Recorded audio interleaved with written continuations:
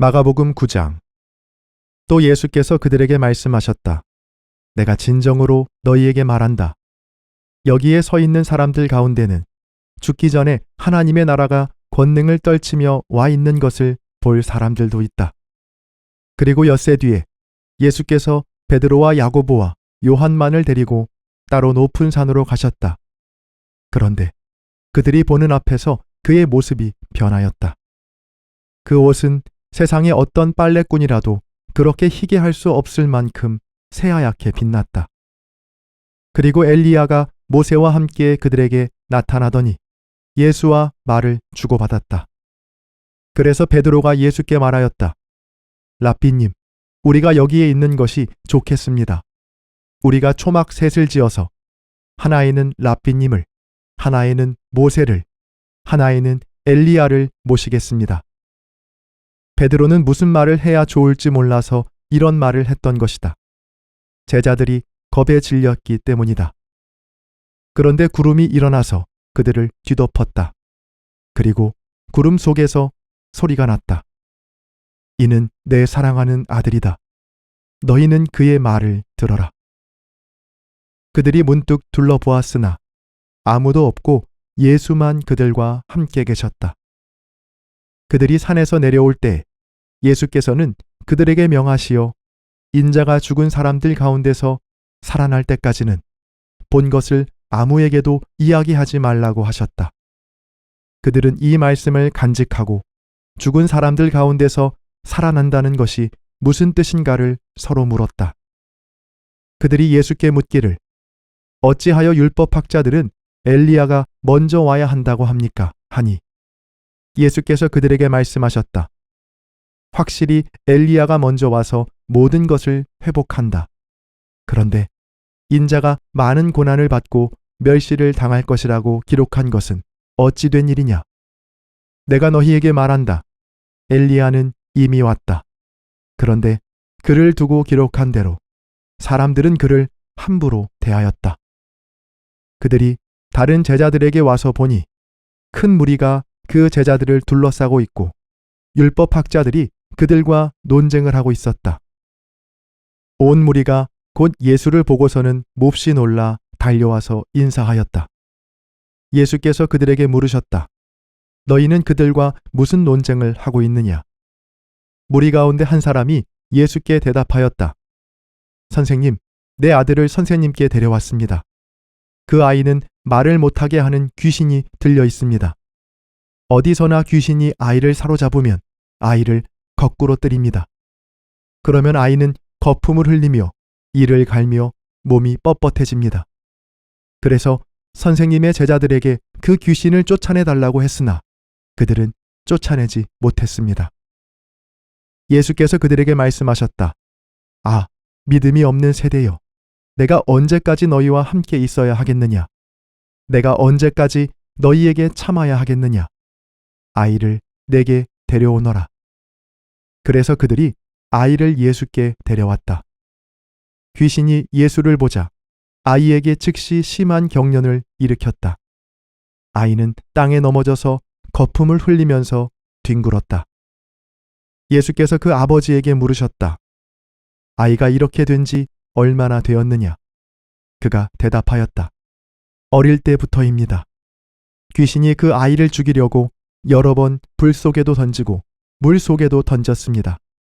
하실 수 있으면 우리를 불쌍히 여기시고 도와주십시오.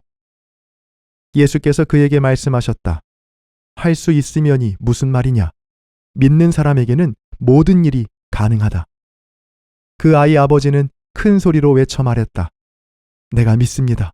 믿음 없는 나를 도와주십시오. 예수께서 무리가 어울려 달려오시는 것을 보시고 악한 귀신을 꾸짖어 말씀하셨다. 벙어리와 귀머거리가 되게 하는 귀신아, 내가 너에게 명한다. 그 아이에게서 나가라. 그리고 다시는 그에게 들어가지 말아라.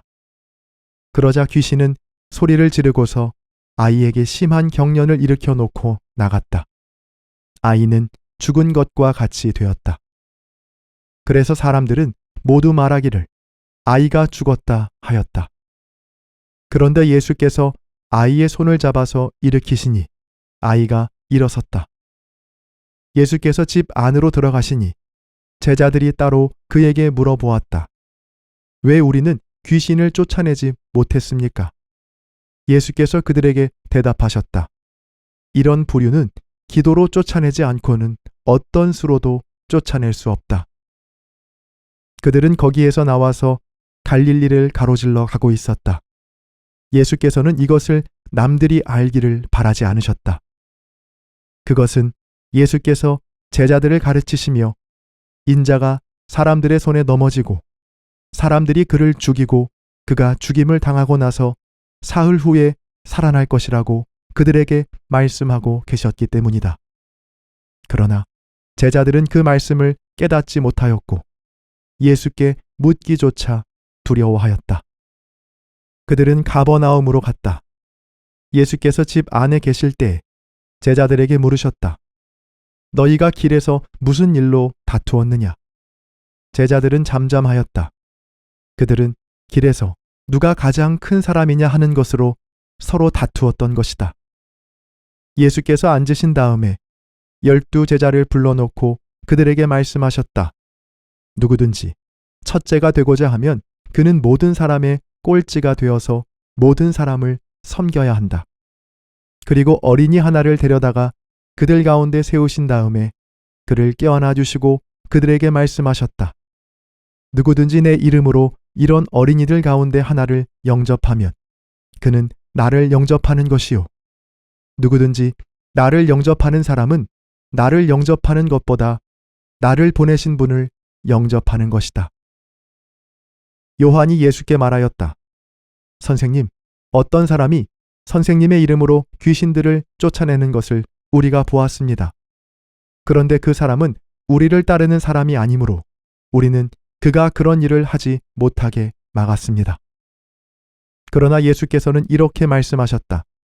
막지 말아라.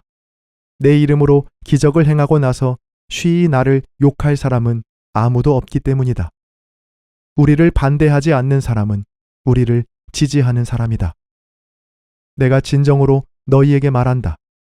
너희가 그리스도의 사람이라고 해서 너희에게 물 한 잔이라도 주는 사람은 절대로 자기가 받을 상을 잃지 않을 것이다. 또 나를 믿는 이 작은 사람들 가운데서 하나라도 죄 짓게 하는 사람은 차라리 그 목에 큰 맷돌을 달고 바다에 빠지는 편이 낫다.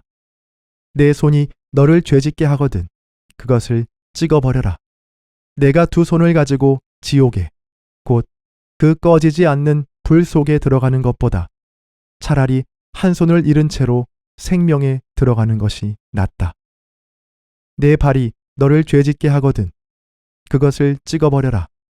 내가 2 발을 가지고 지옥에 들어가는 것보다 차라리 한 발은 잃었으나 생명에 들어가는 것이 낫다. 또 내 눈이 너를 죄 짓게 하거든 그것을 빼어버려라. 내가 2 눈을 가지고 지옥에 들어가는 것보다 차라리 한 눈으로 하나님의 나라에 들어가는 것이 낫다. 지옥에서는 그들을 파먹는 구더기들도 죽지 않고 불도 꺼지지 않는다. 모든 사람이 다 소금에 절이듯 불에 절여질 것이다. 소금은 좋은 것이다. 그러나 소금이 짠맛을 잃으면 너희는 무엇으로 그것을 짜게 하겠느냐? 너희는 너희 가운데 소금을 쳐두어서 서로 화목하게 지내어라.